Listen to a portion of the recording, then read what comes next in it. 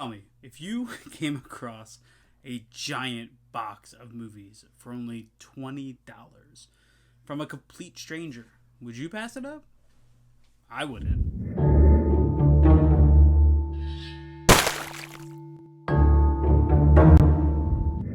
So a couple of days ago, I was like perusing Facebook Marketplace, I guess you can say, and I've never really explored the local option because in my mind, I'm like nobody's got anything good around me they're trying to sell. I mean, I've never came across anything good anybody was trying to sell. And then I came across one, and it was this box of Blu-rays, basically. And the ad said $25, take them all. So I spent 3 days trying to get a hold of this person, thinking maybe they sold it and they just didn't take the listing down or, whatever it may be. And so finally, only a couple of days ago, she answered and she's like, yeah, I still have it. If you want to meet up, it's yours. So after work one night, I take a drive and I'll put a picture up somewhere of the box. It was about 20 minutes from my job, and I pick up this box of Blu-rays, and there was probably 70 plus Blu-rays in this box. And it wasn't until I really started digging into it that I come across all of the really, really, really good stuff that I needed. It's nothing crazy. There's nothing in here that's like mind-blowing or rare or anything like that. It's just cool stuff that I was looking for my collection. And for $20 to get over 70 titles, I ended up keeping, I don't know, 20 something.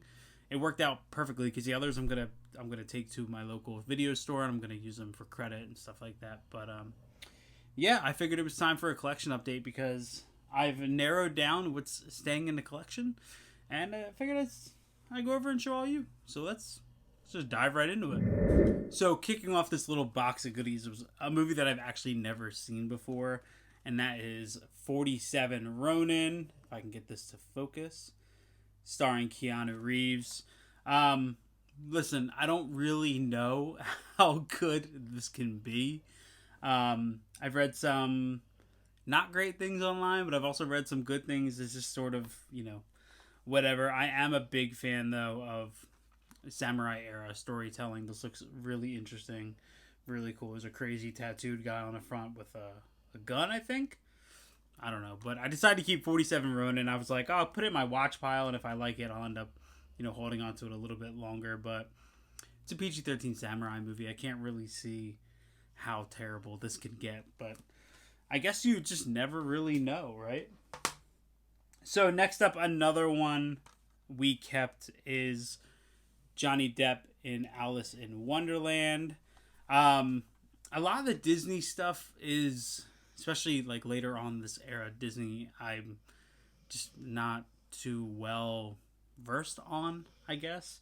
It is really interesting, that era where Johnny Depp just really became kind of like the mainstream Disney star. I mean, he was all over the place, from Willy Wonka, or just Charlie and the Chocolate Factory was called, Pirates of the Caribbean, The Lone Ranger. I mean, he was all over the place in Disney. And honestly, these movies kind of scare me. Charlie and the Chocolate Factory scared me. It was weird. Honestly, I think the thing that bothers me most, well, first of all, it's a Tim Burton movie, which I didn't realize till just now, but the thing that really bothered me most about Charlie and the Chocolate Factory was the fact that, it's been decades since the original, and yet we were still using CGI for stuff that was practical back then that should probably be, if they were doing it way back then, there's got to be a good way to continue doing it in practical now, but I guess it's just the way of the world. So I haven't watched this yet, but I'm willing to give it a shot. That's Alice in Wonderland. Johnny Depp looks really creepy on the front of that. So this was really cool to find. It's a remake of the John Carpenter film, and it is Assault on Precinct 13. And this was directed by Jean-Francois Richet? I don't know. I have seen this. It's been a really long time, but I collect remakes. I love remakes. I doubt this is going to be anywhere near the level of what Carpenter did, with his original film, but whatever, we'll give it a shot. Ethan Hawke, Lawrence Fishburne, John Leguizamo, Ja Rule. I figured, yeah, we'll give it a shot. It's been a long time, but as long as it's fun and it's action-packed, I mean, I think it's going to, suit my style pretty well. This was a fun one, though, to keep that I was happy with. This is Chips. I'm a huge fan of the original show. It was like just one of those shows that would come on when I was a kid, and I just always watched it, and I loved it. And I kind of had dreams of being on the California Highway Patrol. And honestly, the first time I watched this, it was directed by Dax Shepard. I was disappointed. But I kind of went into it with this bias of the original, and obviously comedy's nowhere near where it was. It wasn't even a very comedic show. So then I remember rewatching this and just having a blast with it. Really trying to build up the comedies in the collection better, and this was one that I ended up putting on like probably 3 or 4 times after that initial watch that I really, really enjoyed. So I was happy to have this. I think Dax Shepard's great in it. Michael Pena is great. You also have Vincent D'Onofrio in here as well. So Chips, I was happy to pull that one out. This one was cool. I was surprised. This is the Robert Rodriguez double feature of El Mariachi and Desperado. And it's actually funny because my favorite Rodriguez film when I was younger was Once Upon a Time in Mexico. And therefore I had actually never seen either of these movies up until, I don't know, many years ago, probably like 8-9 years ago at this point. But I was happy to get this. I know this comes in a 3-pack with Once Upon a Time in Mexico, which I'm probably going to have to, seek out somewhere. But this was super cool to pull out. It's all the Disney movies. Ah, yes. Peak Marvel right here. This is a double feature that I pulled out of Fantastic Four and Fantastic Four and the Rise of the Silver Surfer. Fantastic Four is fun. I've actually never seen Rise of the Silver Surfer, I don't think in full. I remember bits and pieces of it, but I don't know if I ever really dedicated the time to watching it. But, it's funny how when this era of Marvel was going on, we were all wishing for the big connected universe and all this stuff. And, we were so disappointed in these. And now that the MCU is kind of severely in trouble, I guess you could say, it's their lack of effort. I mean, say what you will. That we kind of watch these and we're like, man, these were the better times. So it's funny how things flip like that. Another one out of the box. I've actually never seen this. I don't know which one in the trilogy this even is, but it is Fantastic Beasts and the Crimes of Grindelwald. The only reason I held on to this is because I'm a massive fan of the Harry Potter films. Obviously, I grew up reading the books. I was the perfect age for them.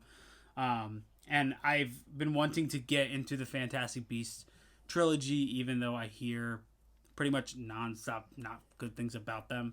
So I pulled this out and I figured, oh, well, there's my start. So there's Fantastic Beasts. This was cool. And this was actually sealed. I opened it. But we have a Blu-ray here of Flash Gordon. Yeah. I mean, Vinegar Syndrome. Or not Vinegar Syndrome. Who is it that has the awesome release of Flash Gordon?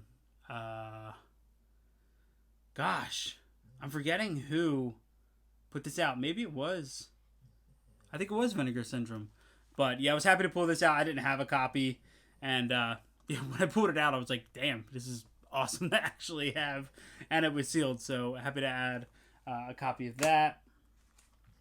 We have another Tim Burton film here with Frankenweenie. And I've actually never seen this. It's interesting, though, because I love...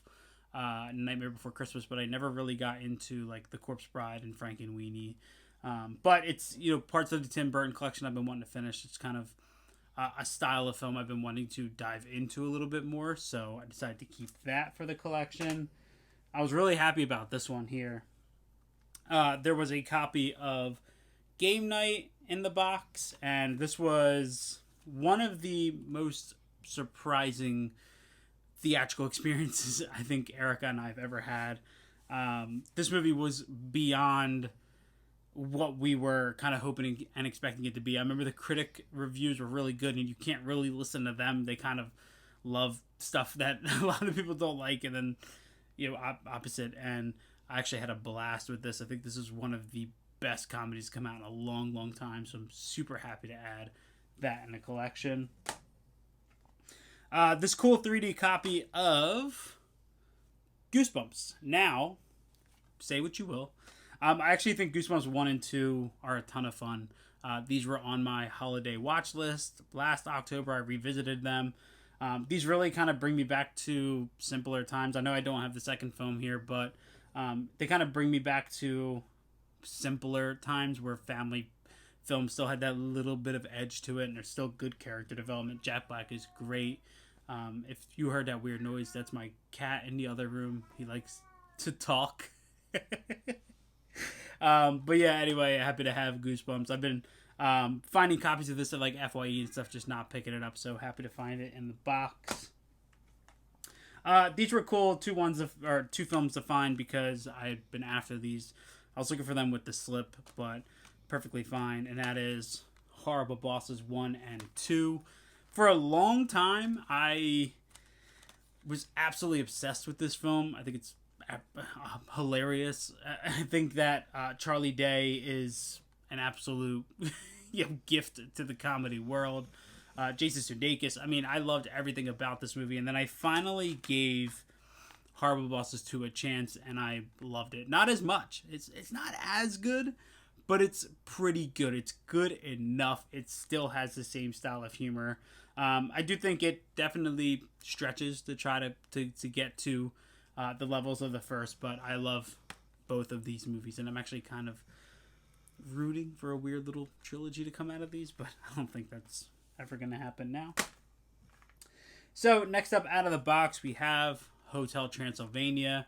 Fun story about these. Back when I used to work my old job, I actually watched Hotel Transylvania 1 and 2 on a day where we lost power in the store. I couldn't let customers in, and I just kind of chilled on my phone and I watched the two of these. So I actually found the 2-pack at Big Lots a couple weeks ago. Didn't pick it up, and then I found this in here, so super happy to add that.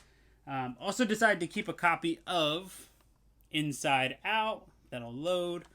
I saw this in theaters and enjoyed it a lot. It's very sad. It's a great story. It's actually funny because I feel like this hit very personal to me in a weird way. I wasn't expecting. That's kind of the Pixar charm, that they're really able to kind of tap into that. You know, whether you're a child and you're sort of still kind of learning your emotions and learning the effect, or you're an adult who is pretty knowledgeable in it. Maybe we're not 100%, fully engaged with them, but we understand and we're able to kind of handle them and approach them a little bit differently, as we grow and mature. So Inside Out hit me pretty hard. I decided to keep that one. This is going into the watch pile, but it's Into the Woods, and I actually knew nothing about this until a couple months ago. I went to a family. It was actually my cousin's school play of Into the Woods, and I was like, yeah, funny convenience, I found this. So I figured I'd check that out. Also, because I'm trying to build upon my animated collection a little bit. This was in here, and I was like, yeah, I'll give this a chance. It's a DreamWorks film, and it's Megamind. I've actually never seen this. I think this is, though, doesn't say. I think this is Will Ferrell, Jonah Hill, Brad Pitt. So I'm sure I'm going to have a lot of fun with this. I just decided to keep that in the collection. Of course, I couldn't pass this up. I just could not. I mean, come on. That is Monsters, Inc. Yeah, I saw this in theaters back. And when did this even come out? Man, bring it back now. Let's see. Was it 2013? I don't think it was 2013. I don't remember when this came out, but there was just no way I could get rid of this, so I decided to keep Monsters, Inc. Another one I had been looking for that luckily I found in this box, and it is Seth Rogen in Observe and Report. I remember seeing this a long time ago and having some fun with it. Now that I'm kind of expanding the comedy in the collection, I figured I couldn't give this one or put it in the giveaway pile. So that's Observe and Report. Next up, almost done.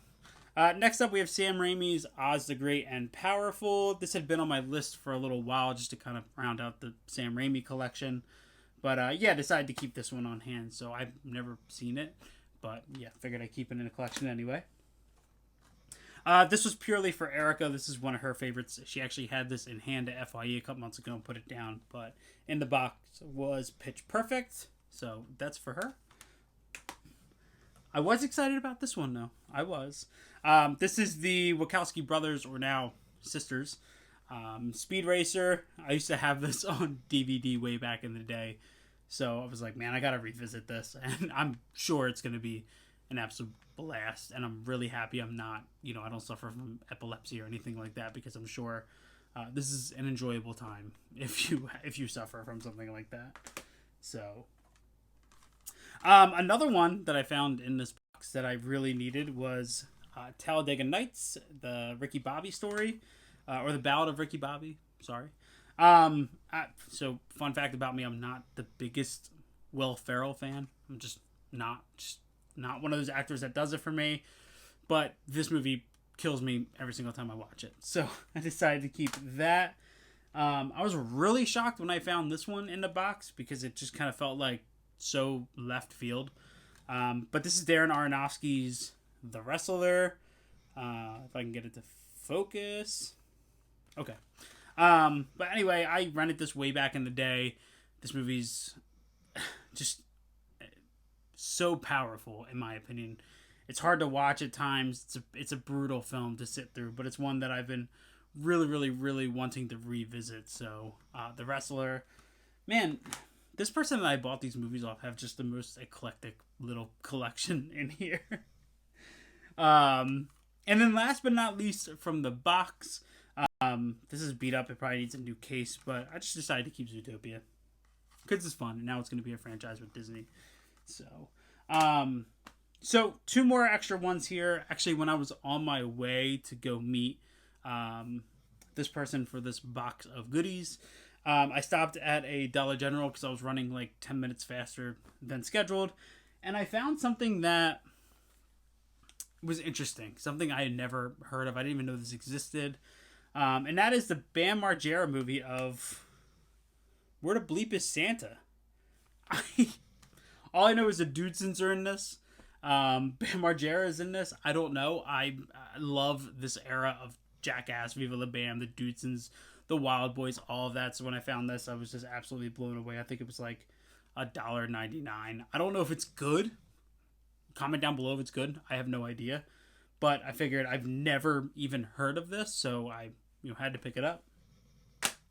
And last but not least, we have one of Erica's most anticipated orders, I think, of the year. It's been a long time since I've seen her as excited about something.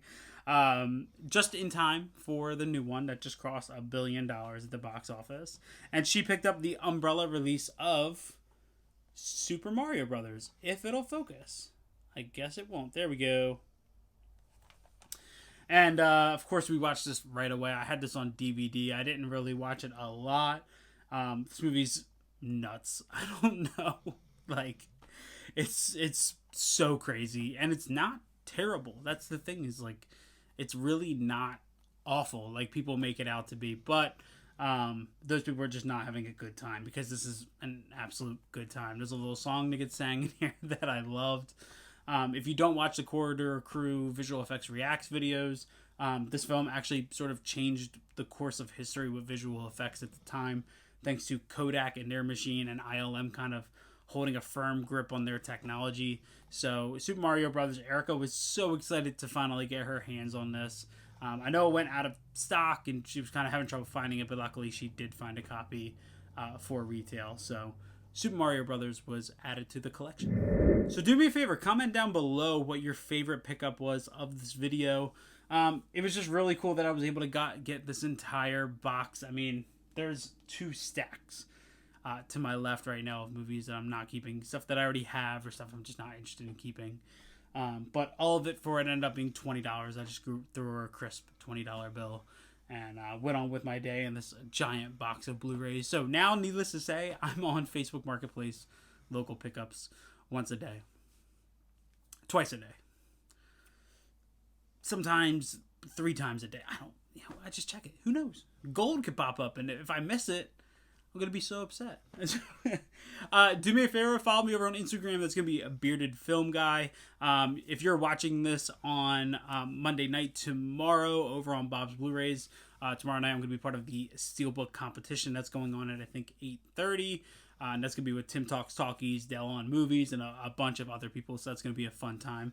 But other than that, thanks for hanging out. I'll catch you later.